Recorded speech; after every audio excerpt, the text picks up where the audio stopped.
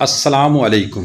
ایک بار حضرت موسیٰ اللہ سے ہم کلام ہونے جا رہے تھے تو ایک تنگ دست انسان نے انہیں روک کر کہا، اے اللہ کے نبی، جب آپ وہاں جائیں تو میری بھی عرضداشت پیش کیجیے گا کہ میرے حصے کا جتنا رزق ہے وہ اللہ ایک بار ہی مجھے دے دے تاکہ میں ایک دن ہی صحیح اپنی بیوی بچوں کے ساتھ پیٹ بھر کر کھا سکوں۔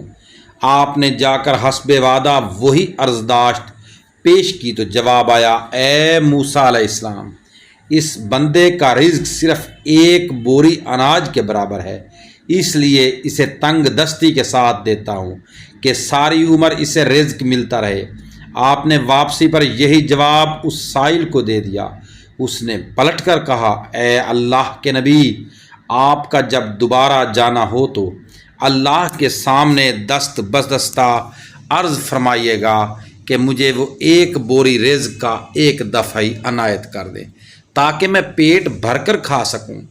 آپ نے ایسا ہی کیا اور اگلی بار اللہ کی جانب سے اس کا سارا رزق ایک بار ہی مل گیا۔ پھر آپ کچھ عرصے بعد وہاں سے گزرے تو دیکھا وہ شخص بہت اچھے حال میں تھا اور اس کے گھر کے آگے دیگیں چڑھی ہوئی تھی۔ آپ کو حیرت ہوئی۔ آپ نے جا کر عرض کی، اے باری تعالیٰ، آپ کا کہا پتھر پر لکیر ہے، مگر میں اتنے عرصے بعد گزرا ہوں مگر اس کا رزق تو ابھی تک جاری ہے، بلکہ بہت اچھے طریقے سے اسے مل رہا ہے۔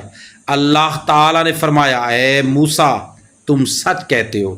مگر وہ شخص بہت ذہین نکلا، اس نے دیے گئے رزق سے خود کو بھی کھلایا اور گھر والوں کو بھی پیٹ بھر کر کھلایا، مگر جو رزق باقی بچا وہ اس نے میری راہ میں خیرات کر دیا۔